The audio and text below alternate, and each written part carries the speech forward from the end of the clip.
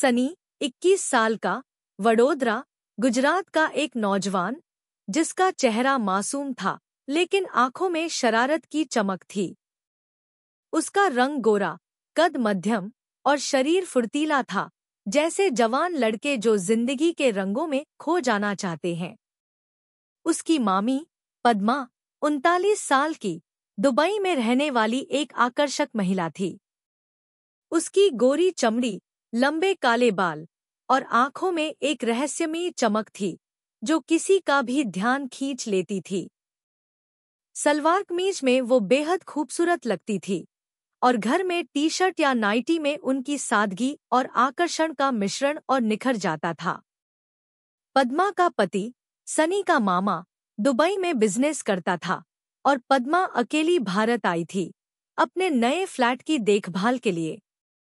कांजी भाई, 60 साल के, एक रिटायर्ड बिजनेसमैन थे जिनका फ्लैट पद्मा ने खरीदा था।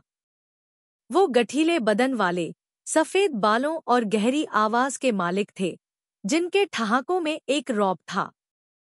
वो पद्मा से पहले दुबई में मिल चुके थे। दूसरा किरदार था प्रमुख, 45 साल का, बिल्डिंग का मैनेजर, हट्टा-कट्टा, मूंछों वाला, जिसके चेहरे पर शातिर मुस्कान थी। उसका व्यक्तित्व ऐसा था कि लोग उससे बात करने में झिझकते थे, पर उसकी आंखों में एक अलग ही आकर्षण था। ये कहानी 6 साल पुरानी है, जब सनी 19 साल का था और कॉलेज का वेकेशन चल रहा था। पद्मा ने वडोदरा में अपने नए फ्लैट में कुछ दिन बिताने का प्लान बनाया था। सनी की मां ने उसे पद्मा के साथ रहने को कहा, क्योंकि पद्मा अकेली थी। सनी को ये विचार अच्छा लगा। उसे पद्मा की हंसीमजाक और खुला मिजाज पसंद था। पद्मा उसे चॉकलेट्स, स्नैक्स और ढेर सारा प्यार देती थी। उनकी बातचीत में एक अनकहा आकर्षण था, जो सनी को हमेशा उत्साहित रखता था। एक दोपहर, सनी अपने कमरे में सो रहा था। रात को वो और पद्मा फिल्म देखने गए थे, जिसकी वजह से वो थक गया था। आम तौर पर सनी दोपहर को नहीं सोता, लेकिन उस दिन नींद ने उसे जकड़ लिया। अचानक उसकी आंख खुली और उसने देखा कि पद्मा बेड पर नहीं थी। वो उसी बेड पर सोया था, क्योंकि फ्लैट छोटा था और सनी को पद्मा के साथ रहने में कोई झिझक नहीं थी।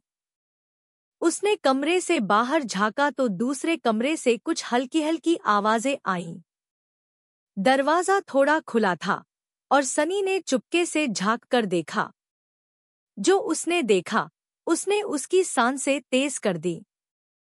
पद्मा और कांजी भाई एक दूसरे के करीब थे, एक गहरे भावनात्मक और शारीरिक रिश्ते में खोए हुए।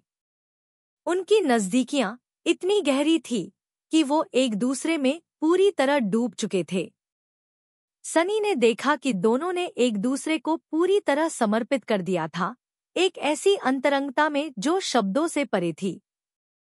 कमरे में उनकी सांसों की आवाज और हल्की हल्की बातचीत की गूंज थी, जो एक गहरे लगाव को दर्शा रही थी। सनी की आंखें आश्चर्य से फैल गईं। उसने पहली बार इतना गहरा और भावनात्मक नजारा देखा था। उसका दिल तेजी से धड़क रहा था और वो उस पल से प्रभावित हो गया। करीब 20 मिनट तक ये नजदीकियां चली। फिर कांजी भाई उठे और बाहर हॉल में चले गए। पद्मा बाथरूम की ओर गई। सनी चुपके से अपने कमरे में लौट गया, लेकिन उसका मन उस दृश्य को भूल नहीं पा रहा था। कुछ देर बाद कांजी भाई वापस आए और दोनों फिर से एक दूसरे के करीब आए।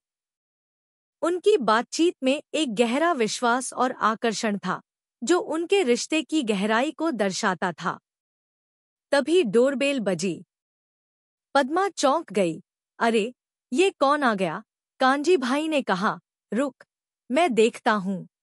सनी जल्दी से अपने कमरे में भाग गया। कांजी भाई ने दरवाजा खोला और प्रमुख को अंदर ले आए। प्रमुख का व्यक्तित्व आकर्षक था और उसकी मौजूदगी ने कमरे का माहौल और गर्म कर दिया। पद्मा और प्रमुख के बीच भी एक गहरा आकर्षण था। दोनों ने एक दूसरे को पूरी तरह समर्पित कर दिया और उनकी नज़दीकियां एक गहरे रिश्ते का प्रतीक थी। कमरे में उनकी सांसों और हल्की बातचीत की आवाज़ें गूंज रही थी।